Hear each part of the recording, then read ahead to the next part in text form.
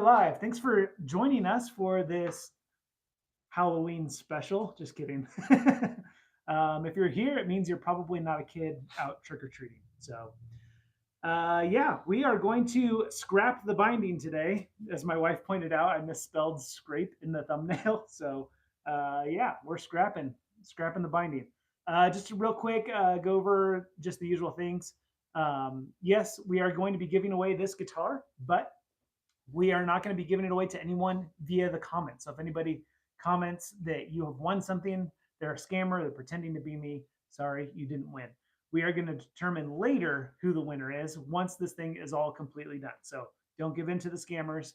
If anybody says that you've won something, if the profile picture looks like me, read the actual name of the account and it'll probably be fake. It'll either be misspelled or it'll be something else entirely. Make sure you report them. So before we get started scrapping the binding, I am going to talk about the tools that we are going to use because I know that that's going to be some questions that people that join us later are probably going to want answers to. And so rather than me stopping to explain my tool setup, we'll just refer them back to watching the replay. They can go back and watch the beginning and know what we're doing here. Um, you can see that the binding is mostly scrapes. I just left, or mostly scrapped, sorry. I just left a few spots to show you guys how I do this as part of our, build along sort of series here.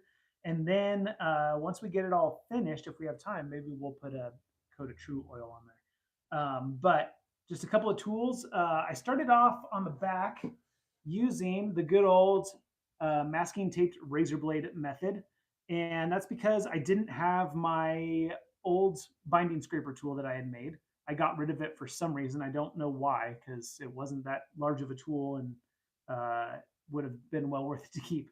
But I went ahead and just tried to do the razor blade method, and I quickly stopped because it kept getting away from me and scratching our finish that we've worked so hard on, which we're not done with. So that's another reason why I do the binding kind of in the middle of the finishing process. We are at 2 coats of shellac and 3 coats of true oil right now. And then after we're done scraping the binding, scrapping the binding, I'm going to level it down really good with some steel wool and do probably 1, maybe 2 more coats of true oil, depending on how that next coat looks. So you guys voted this week on what sheen you wanted, and you wanted a nice satin sheen, which is great. That's probably my favorite. Matte, satin kind of are on the same level for me. I don't care for glossy, and you guys decided satin, which I think is wonderful. So that's what we'll get to eventually. So the main tool that I'm going to be using, I actually decided to just take a minute to remake my binding scraping tool. So what I'm going to do actually is I'm going to reposition the camera and microphone so that I can talk to you a little bit more about this tool that I made, how I made it, and what makes it so great. So I'm going to come around here.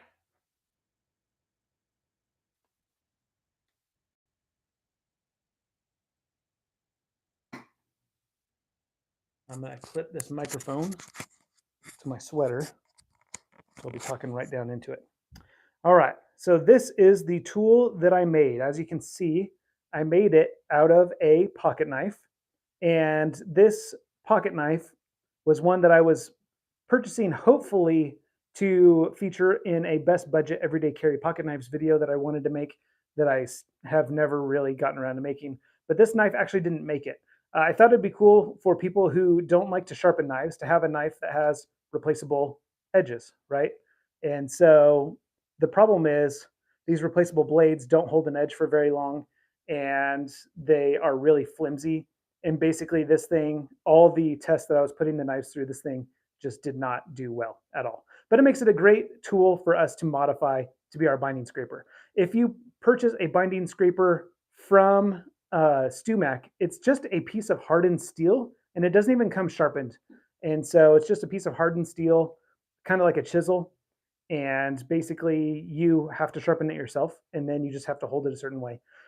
So I made this tool. I made a version of it before that I really liked. And so I basically copied it. What I did was, firstly, I blunted the edge. So this is not a sharp knife anymore. It's completely safe. And so what I did is I took an angle grinder and I just cut out a notch and cut this off flush. And so what that notch is for is it is the perfect distance of the binding, as you can see, like that. And so that's what I'm going for. So it's like that. Or if we're scraping the binding on the face, you can see it's the perfect size for the binding. Here, let me get that a little bit closer so you can see. Like that. Okay. So we've got blunted edges right here. Like I take sandpaper and I round that off, take sandpaper, I round that off. That way, as we're coming across, I'm not marring up what we've already scraped or the finish. And so then I'm going to get up real close here. I take a file and I add a little chisel grind to just one side of that steel right there. So you can see that right there. If I flip it over, you can see it does not have that chisel on the other side. Okay, so I file a little bevel so that it's sharp. And then what I do is I take a sharpening stone. If you guys have watched any of my knife sharpening videos, you've seen this. This is like a handy little like pocket knife sharpener. And I will just place that chisel grind at like a 45-degree angle, like that. And I'll just slowly draw it in like this. And what we're doing is we're just running up a little burr on one side of this thing, just a little teeny tiny burr right here. So if I were to run my thumbnail across to the very end, I actually run into that burr so I don't actually slip off the edge. So that's how I made this tool. And that's the tool I'm going to be showing you how I do this with. All right, so let me back off the camera a little bit. And I'm going to put the mic back on the boom. All right. So, and my wife, Mrs. Guns, is in the comments moderating. And babe, if you wouldn't mind, could you look at the camera to make sure that I have this in view while I do it? Yep. Okay. So now I'm going to take this. And you can see right here, we haven't scraped this edge of the binding yet. So I'll go like this.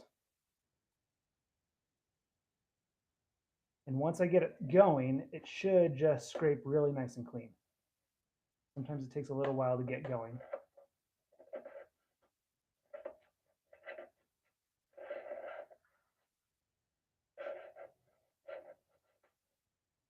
Come on. There's like a little nick right here that I'm running into. If I can smooth that out real quick.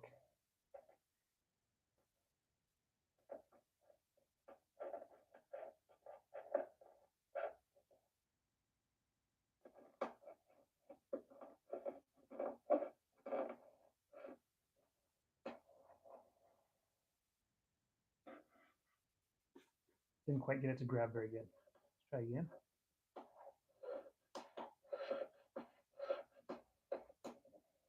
There we go. All right, so you see how it came off in kind of one piece? That means that we're doing it properly. I didn't quite get all the way to the edge on that one. Kind of need to roll that blade in a little bit, I think. There we go.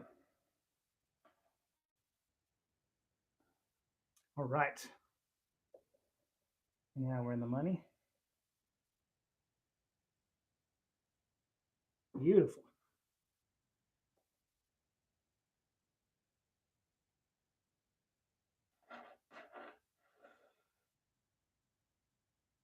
So you can see once you get it going, it makes real quick work out of that. So that's a good, nice, clean edge. So that's tool number one. Tool number two that I use is for, you can see how I scraped out one of these F-hole bindings right here. And I did not scrape out the other one. So I'm going to show you how I do that. Is I'm going to use just this tiny little flat file. And this is just, it comes in a pack from Harbor Freight. I'll actually grab the pack and show you.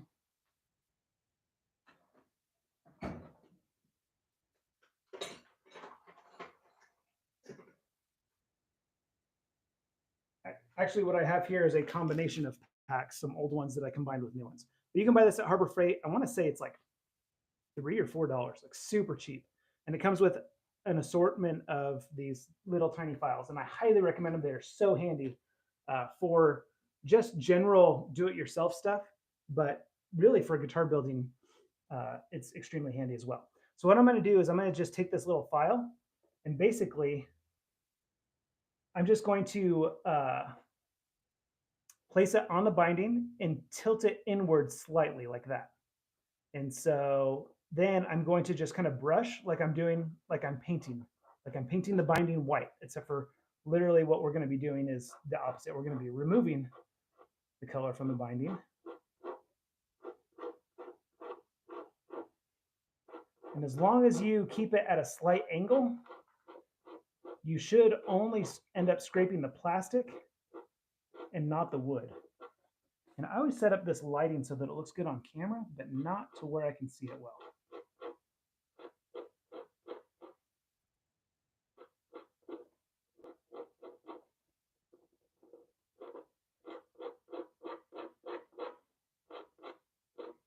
This usually goes much faster because I can see what I'm doing better. Is my head blocking the camera? Nope. Okay, good.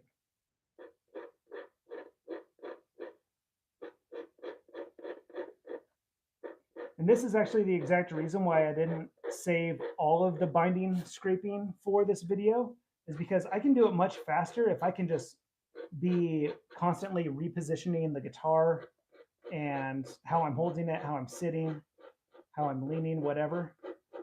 But if I have to be conscious of how it looks on camera to other people, make sure that's in the shot, make sure it's in focus, make sure you guys can see what I'm doing, then it just takes 50 times as long. And so that's why I did the majority of this off camera. But I wanted to show you guys how I do it. And this is the community build. I wanted you guys to be a part of it.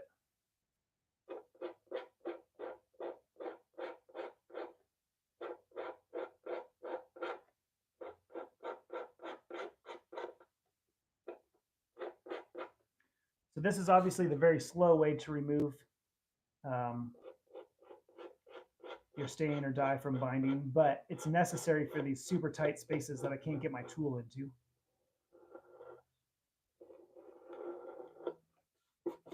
There we go. So we got a nice clean edge right there. I don't know if you guys want to watch me do all the rest of it. I could do the rest of it off camera. But I'm going to show you how you scrape the inside now of the F-hole, because I don't know, I'm not really seeing what you guys are seeing, but you probably see that some of that bled down inside there. It's actually really bad right down in there. Again, not sure if you guys can see it. So what I do is I take another file from that same set, the round file, and I wrap a little bit of 220 grit sandpaper around it. One said, why don't you use a knife? Why don't I? So yeah, I explained that in the beginning. Why don't I use a knife? I did start out with a razor blade, and the problem is it just gets away from you easily. It's not very consistent, and when it does get away from you, it really can jack up your finish that you've worked so hard on. So anyway, so then I stick this thing down in there, and I basically just sand it off. And this is the easiest part of binding scraping right here. I wish it was all as easy as this. So it seems like it's going to be a difficult task because it's down inside a tight crevice where you're not going to get to it super easy. But you can see, well, I don't know if you can see. Hopefully you can see. It just disappears.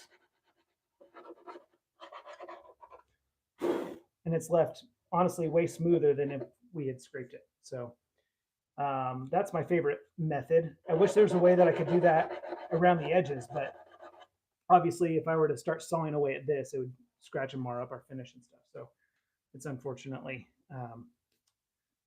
not really feasible. So what I'm going to do is I'm going to grab my stool.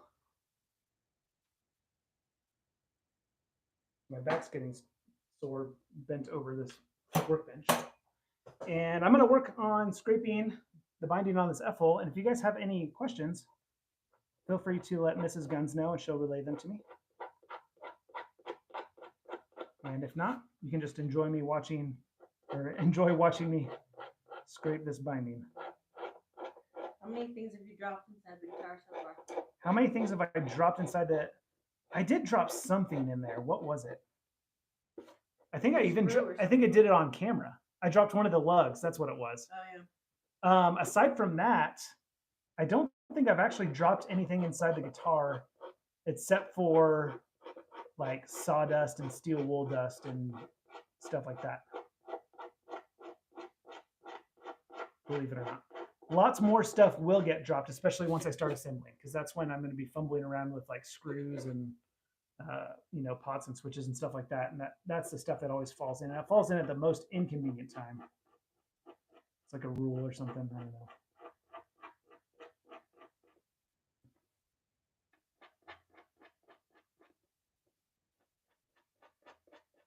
So again, the key to doing this with the file is to hold it at an angle.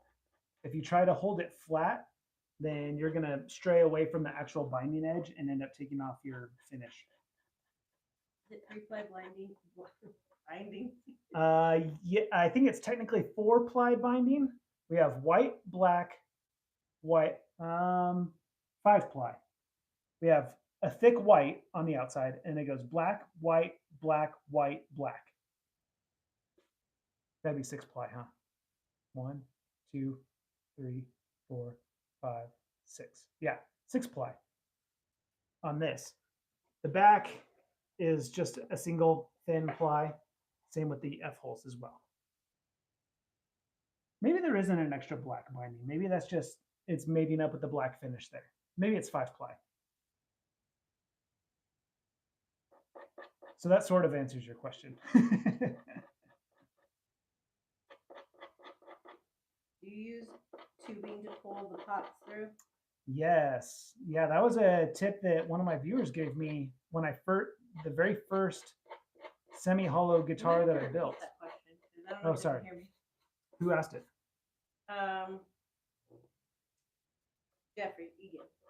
Jeffrey Egan asked, do I use tubing to pull the pots through the holes? And that is yes. Somebody gave me that tip. Maybe it was you, Jeff, years ago. Like when I did my very first hollow body guitar, I really struggled. I was trying to use like fishing line. I'd like fish the fishing line through and then tape it to the pot, and then I try to pull it up through. And it sort of worked, but it was sort of a pain in the butt. And somebody mentioned to use aquarium tubing. So I went to Walmart and I bought some aquarium tubing, which I'm going to have to go and buy some more because I know that I got rid of that aquarium tubing that I had, unfortunately. And man, that made life so much easier because you just feed the tubing through the hole and out, and then the knob for the pot is like the correct inside diameter of the tubing. So you just like stick it on in there like a suction cup, and then you pull it through, and then the tubing pulls right off it, and then you just like thread your nut on there and call it good. It's like stupid simple. It's the best way to do it for sure.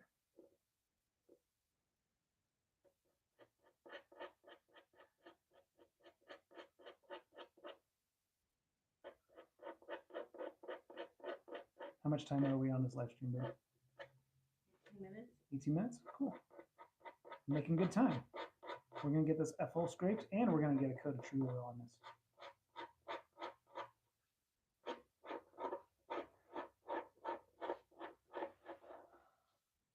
Then next week we can glue it together, assuming I get the finish all squared out the way I want. That'll be fun.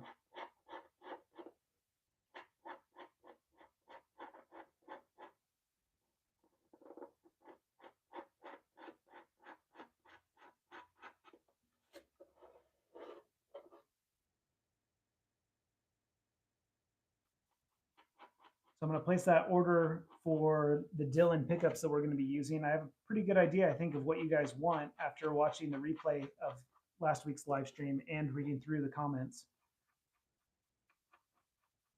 It seems like most people just want, they do want the purple inserts, but I think most people want chrome pickup cover and chrome rings, which I think will look cool because the rest of the hardware is chrome, so that'll be nice and shiny, I guess.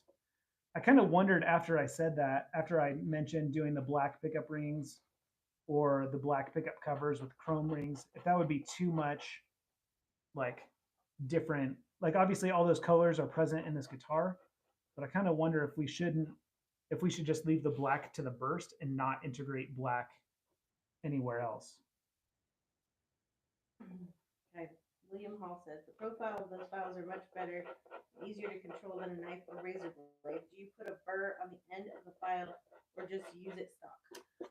Yeah. So that was a really long question, so I'm not going to repeat it. Who was it that said it? William Hall. William Hall. Hey, William. Good to see you, man. Yeah. So I don't run up a burr on the files. They already have like a natural burr because they're ground into a file. So it's got enough scrapeability, I guess. So I haven't done anything to these. And that's actually, I picked up a lot of different tools to try to figure out what's going to be best for this job the first time I did it. And if I picked something up and I started scraping with it and it did nothing, I just put it back down and picked up something else. So I just kept doing that until I came across these, and I was like, oh, these actually work surprisingly well without any modification to them. So good question. All right, I think we're pretty good. I'll clean up this little corner right here.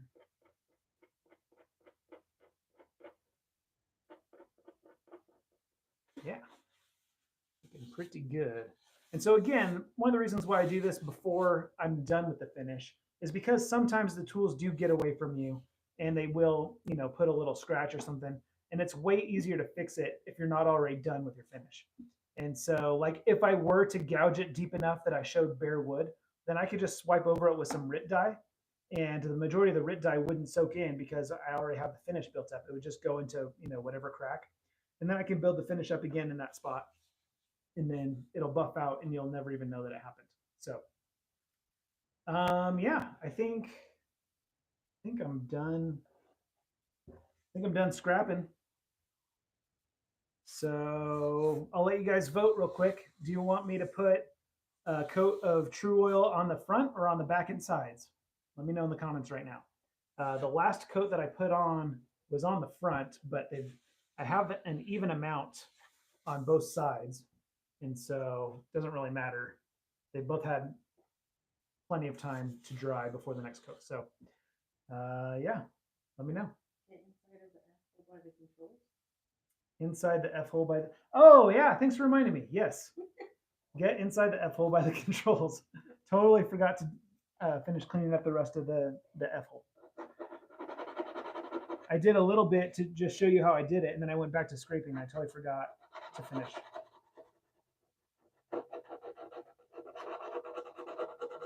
So while I'm doing this, you tell me if you want to see the finish on the front or on the back today.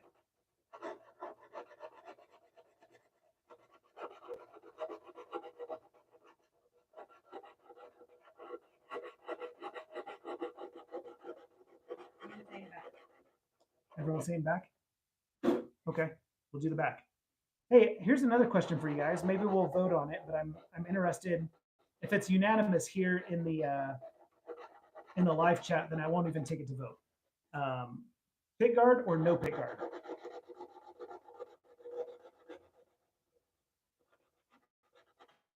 I can laser cut out just about any shape pickguard. We could also laser engrave it, put a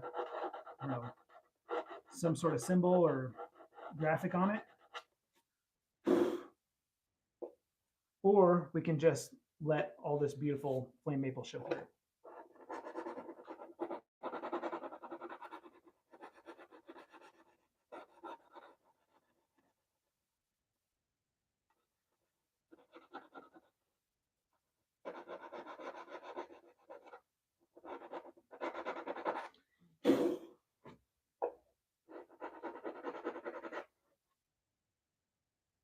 What color is the pickguard? No, I just said pickguard or no pickguard. If we choose to do a pickguard, then we would have to choose color and if we're going to engrave it and all that stuff. But this is just, are we going to do one or not? Unless it's a clear pickguard. Most people are saying no pickguard. Most or all? Because I said it has to be unanimous or else it's going to go to vote. No, because someone said a G&G logo pickguard. Okay, so it's not unanimous. So it's not like the Graphtec nut where that didn't go to vote because everyone just was like, yeah, let's do Graphtec nut. All right. All right. Well, But that one will it's go to vote. almost unanimous. Pick guard or no pick guard will be we'll vote on that this week. And then if you guys vote for a pick guard, then we'll start voting on what size, shape, color, all that stuff. Some people are saying clear pickguard with G&G logo in black etched on it. Mm-hmm. That could be cool.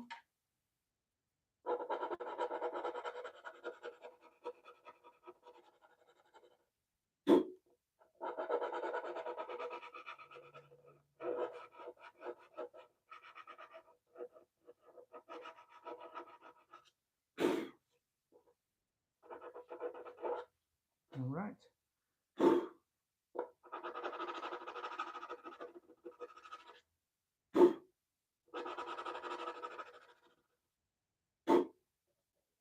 Was that a long guard? Yeah, because and that's the reason why I said size, is because there are different sizes that Gibson had released throughout the years of the 335 style pick guard. And so we could do a big one, a small one. We could do the one that, is more like follows the contours of the body more. There's a few different styles, or we can come up with something completely custom as well. Oh darn it, there's a spot I missed here.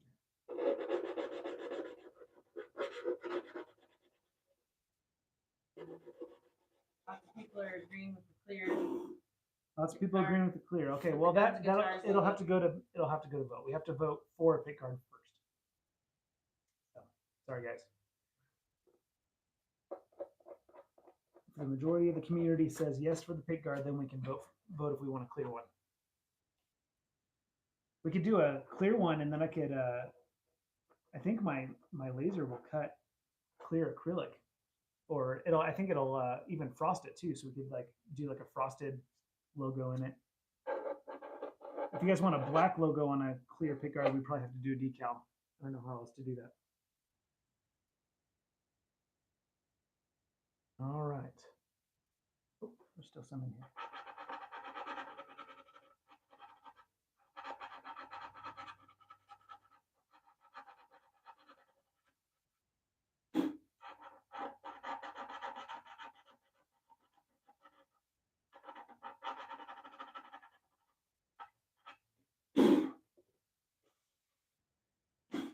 Also, FYI, next week there will be no live stream because I will be out of the country.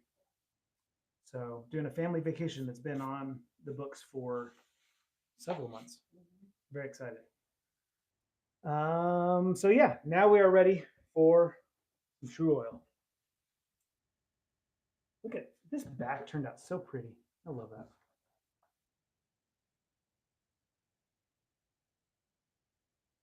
How are we doing on time, baby? 4 minutes. Oh, 2 more minutes? We can do a True Oil coat in 2 minutes. No problem. All right.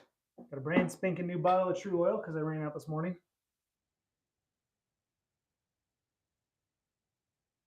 Scar My Guitar wants to know what you're drinking. Scar My Guitar wants to know what I'm drinking. Sean, I'm drinking coffee. It's very exciting.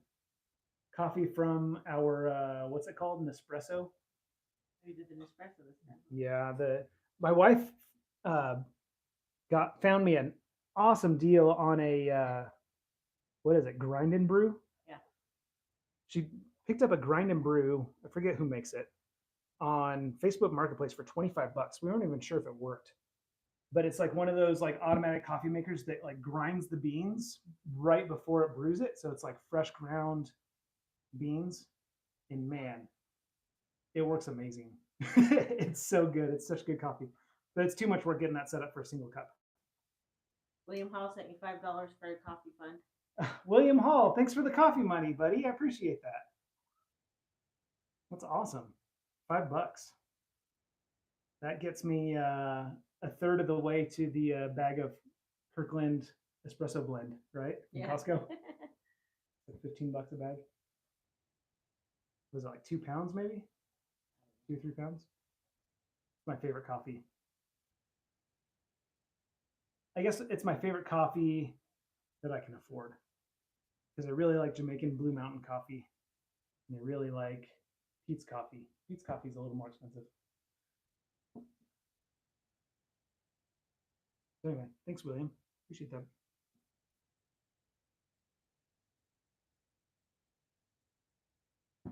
All right, sides are done. Now this is coat number 4 of True Oil, and normally I buff with steel wool in between all the coats, but this time I haven't. And I haven't because I was reading in one of my guitar kit building groups on Facebook that somebody they just kept building up the True Oil gloss, and then they waited until the very second to last coat to level it down, and they used 1,000 grit sandpaper and wet sanded because they wanted a gloss. I don't want a gloss, but I like the idea of building it up before leveling it down. I think that's going to help smooth it out a bit more. I haven't specifically tried this method, but I thought now was a good enough time. So this is 4th coat, but without any leveling in between with the steel wool like I normally do. So after this one, I'm going to, because I don't want it to get too glossy. What is wet sanding? Wet sanding is when you have to use a specific kind of sandpaper. You can't just use normal everyday sandpaper. You need to use like auto body sandpaper, and it'll say wet or dry. And basically you just soak it in water and then you sand with it wet. And then as you're sanding, as it starts to kind of dry out, you dip it in water again. And the water is just a friction modifier. So it allows it to be less productive, which you would think would be not a good thing. But once you get up into the really super fine grits, it's actually a very good thing, because with the friction modifier, it'll prevent your sandpaper from clogging. And when sandpaper clogs, it's when a bunch of sawdust will build up in one spot versus the other. And then as you're sanding, it can cause scratches, and it kind of has an opposite effect. And when you're doing super fine grit, so I would say anything above like 800 grit, 800, 1,000, 1,500, 2,000, 3,000 grit sandpaper, anything like that, it's typically better to do wet, because otherwise you may not realize, even though you're seeing sanding dust forming while you're doing it, you're putting those micro scratches back in the wood as you're or back in whatever you're not doing it on wood. Usually you're doing it on a clear coat finish or on metal or something like that. You're trying to polish up really shiny. You end up putting those micro scratches back into the surface while you're sanding, and so it's not productive. You see the dust forming because you are removing material, but then that material is clogging and causing more micro scratches, and it's just not productive. That was a really long explanation. You're 2 minutes over. All right. Okay, we are out of time for our live stream. Thank you so much for joining us. Next week, I told you I'm going to be out of the country, so when I get back, we will glue this neck on, and hopefully we'll have our pickups and we'll be ready to start wiring the following week. So thanks so much for joining, and I will see you guys on Friday in my video.